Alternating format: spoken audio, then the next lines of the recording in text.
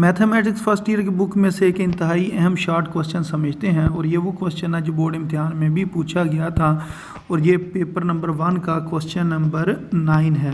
तो ये कुछ इस तरीके से है कि जी विदाउट एक्सपेंशन क्या आपने ये जो डिटर्मिनेंट है इसको आपने ओपन नहीं करना है, इसकी आपने एक्सपेंशन नहीं करनी है। फिर आपने शो डैट यानी कि फिर आप ये चीज़ शो करें कि ये जो सारा डिटर्मिनेंट है इसका आंसर किसके बराबर होता है, 0 के बराबर होता है। तो विदाउट एक्सपेंशन इसको किस तरीके से सॉल्व किया जाता है इस क्वेश्चन में हम समझेंगे।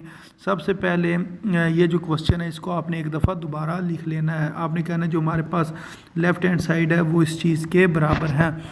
अब इसके अंदर आपने करना कुछ इस तरह, आपने कहना है जो C2 है हमारे पास इसके अंदर हम ऐड करने लगे हैं किसको, C1 को। C1 और C2 से मुराद ये है, ये C1 से मुराद ये होता है कि कॉलम नंबर 1 और C2 से मुराद होता है कॉलम नंबर 2। ऊपर से नीचे की तरफ अगर हम बनाएं तो ये कॉलम होते हैं और ये जो C3 है ये तीसरा कॉलम होता है। तो वो आपने C2 के अंदर C1 को ऐड कर देना है।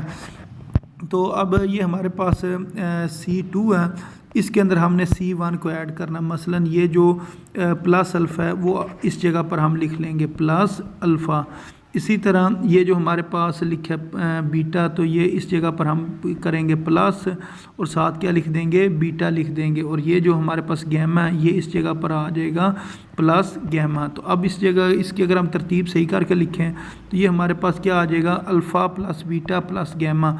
फिर इसी तरह ये गैमा फिर अल्फ़ा और बीटा, इन तीनों को प्लस किया तो ये अल्फ़ा बीटा गैमा बन गए। इनकी तरतीब सही करके लिखिए। और तीसरी वैसी तरतीब ठीक है, अल्फ़ा बीटा गैमा उसको इस जगह पर लिख देंगे। तो इसके अंदर जो याद रखने वाली चीज़ है या समझने वाली चीज़ है वो ये है कि जो शुरू में आप लिखते हैं ना, अगर C2 आपने शुरू में लिखा है, ये 2 रकमें हैं तो 2 रकमों के शुरू में क्या लिखा हुआ है, C2। तो C2 के अंदर आपने चेंजिंग करनी है। C1 को सेम उसी तरह आपने नीचे लिख देना है, लेकिन जो चेंजिंग होगी वो किसके अंदर होगी, C2 के अंदर होगी जो शुरू में लिखा होता है। तो इधर अगर हम देखें तो शुरू में तो इसके क्या लिखा हुआ है, C2 लिखा हुआ है। तो C2 पहले इस तरह का था, अब इसके अंदर चेंजिंग होकर ये इस तरह का बन गया। तो ये जो हमने काम किया ये साइड पर आपने मेंशन करना होता है कि इस स्टेप के अंदर हमने कौन सा काम किया। तो इसके अंदर हमने ये वाला काम किया कि C2 के अंदर हमने C1 को ऐड किया। अब अगर हम कॉमन निकालना चाहें तो जो डिटर्मिनेंट में से अगर कॉमन निकालें तो किसी एक रो में से भी, पूरी रो में से भी कॉमन निकाला जा सकता है और पूरे कॉलम में से भी कॉमन निकाला जा सकता है। तो ये नहीं होता कि पूरे तमाम रोज़ तमाम कॉलम में से नहीं ये कॉमन निकलता, ये एक रो या एक कॉलम में से एक वक्त में कॉमन निकाला जाता है। तो ये अल्फ़ा बीटा गैमा जो है, alpha plus beta plus gamma, इसको अगर हम बाहर कॉमन निकाल लें तो फिर इस जगह पर क्या बचेगा, 1 और फिर इधर 1 और फिर इस जगह पर 1 आ जाएगा।